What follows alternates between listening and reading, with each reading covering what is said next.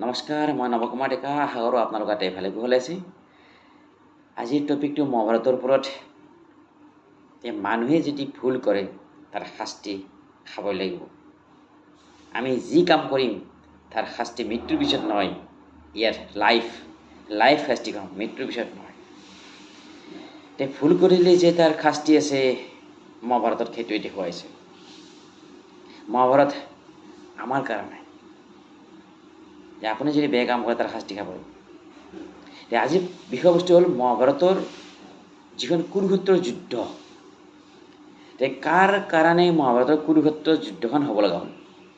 আপুনি নিশ্চয় ভাবিছে কাৰ কাৰণে হ'ব লগা হ'ল। আপোনাৰ যিটো ফিলিং আৰু মোৰ যিটো ফিলিং যদি একেলগে মিলি গৈছে, তেতিয়াহ'লে আপুনি এটা নিজকে হাত চাপৰি এটা দিব পাৰে। বাছ, সুন্দৰ। মহাভাৰতৰ যুদ্ধ মাত্ৰ এজন মানুহৰ এটা ভুলৰ কাৰণে এই বিশাল যুদ্ধখন হ'ব লগা হ'ল, যাৰ বিনিময়ত বহুত মাতৃ পুত্ৰ হাৰা হৈছে, বহুতে স্বামী হাৰা হৈছে। এখন বিশাল যুদ্ধ, কুৰুক্ষেত্ৰৰ যুদ্ধ। কাৰ ভুলৰ কাৰণে হ'ল? ৰজা শান্তনুৰ ভুলৰ কাৰণে মহাভাৰতৰ এই যুদ্ধখন হ'ব লগা হৈছে। ভয়ংকৰ যুদ্ধ, ঘৰৰ ভিতৰত যুদ্ধ, এটা ফেমিলিৰ মাজত যুদ্ধ। ঠিক তেনেকুৱা। কিনো শান্তনু ৰজাই ভুল কৰিছিলে? সময়ৰ কাম সময়ত কৰিব লাগে। তাৰ যদি পৰিৱৰ্তন ঘটে, তেতিয়া আপোনাৰ বিপদ হ'ব পাৰে। ৰজা শান্তনু সেই সময়ত এজন জ্যেষ্ঠ ব্যক্তি। এই সময়ত এইটো কাম কৰা নাযায়, বা কৰিলেও বেয়া শুনিম। কি কৰিছিলে ৰজা শান্তনুৱে?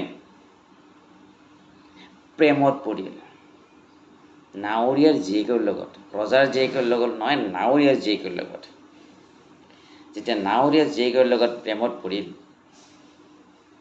আমি কাহিনীটো সকলোৱে জানো, আমি সকলোৱে মহাভাৰত চাইছোঁ বা পঢ়িছোঁ। নাৱৰীয়াৰ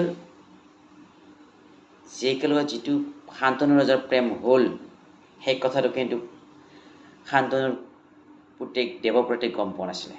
পিছত গম পালে যে নাৱৰীয়াই জীয়েকক শান্তনু ৰজাৰ তাৰে ছোৱালী বিয়া নিদিয়ে। কি কাৰণে নিদিয়ে আপুনি জানে, ময়ো জানো। দেৱব্ৰতে তেতিয়া দেউতাকৰ মনোবাঞ্ছা পূৰণৰ কাৰণে, চাওক এইটো এটা ৰহস্যতা লুকাই আছে। পুত্ৰই দেউতাকৰ মনোবাঞ্ছাৰ কাৰণে, মনোৰঞ্জনৰ কাৰণে কিমান ত্যাগ কৰিছিলে, সেইটো চাব লাগিব। দেৱব্ৰতে কিন্তু ভুল কৰা নাই।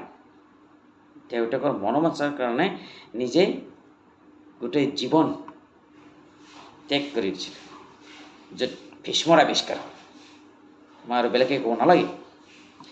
ৰজা শান্তনুৰ এইটোৱেই ভুল। এই বয়সত কি প্ৰেমত পৰা বয়স নেকি? দেৱব্ৰত প্ৰেমত পৰা বয়স, যৌৱনত ভৰি দিছে, ৰাজসিংহাসন দিব লাগে। তাকে নকৰি উল্টা হ'ল। শান্তনু ৰজা প্ৰেমত পৰিল। যদি শান্তনু ৰজা যদি এই ভুলটো নকৰিলেহেঁতেন, দেৱব্ৰত ৰজা হ'লহেঁতেন। তেতিয়া পঞ্চপাণ্ডৱটো আৱিষ্কাৰেই নাই, মহাভাৰতৰ যুদ্ধ নহ'লেহেঁতেন। গতিকে মহাভাৰতত যুদ্ধৰ মূল নায়ক ৰজা শান্তনু। শান্তনুৰ কাৰণে মহাভাৰতৰ এই যুদ্ধখন হ'ব লগা হ'ল। কাৰণ সময়ৰ কাম সময়ত নকৰিলে, অৰ্থাৎ প্ৰেমত পৰা বয়স নাছিলে, কিন্তু প্ৰেমত পৰিলে। এইটো হ'ল ডাঙৰ ভুল। ভুলৰ পৰিণতি এইটো। ভিডিঅ'টো কেনেকুৱা লাগিল কমেণ্ট কৰিব। নেক্সট ভিডিঅ' লৈ আহিম। মহাভাৰতৰ যুদ্ধত ভগৱান শ্ৰীকৃষ্ণই পঞ্চপাণ্ডৱক সম্পূৰ্ণ সুৰক্ষা দিছিল। পঞ্চপাণ্ডৱ সুৰক্ষিত, আৰু পঞ্চপাণ্ডৱে মহাভাৰতৰ যুদ্ধত জয়লাভ কৰিলে। কিন্তু মৰমৰ ভাগিনীক অভিমন্যুক কিয় সুৰক্ষা দিব নোৱাৰিলে? ইয়াৰো সম্পূৰ্ণ এটা লজিক আছে। ভগৱান শ্ৰীকৃষ্ণ প্ৰত্যেকটা কামত লজিক আছে। আপুনি বাৰু কি ভাবে? নেক্সট ভিডিঅ'ত এই বিষয়ে টপিক লৈ আহিম। আজিলৈ এৰিছোঁ। অজানিতে হোৱা ভুলৰ বাবে ক্ষমা বিচাৰিছোঁ। শান্তিৰে থাকক, সুখেৰে থাকক। ধন্যবাদ।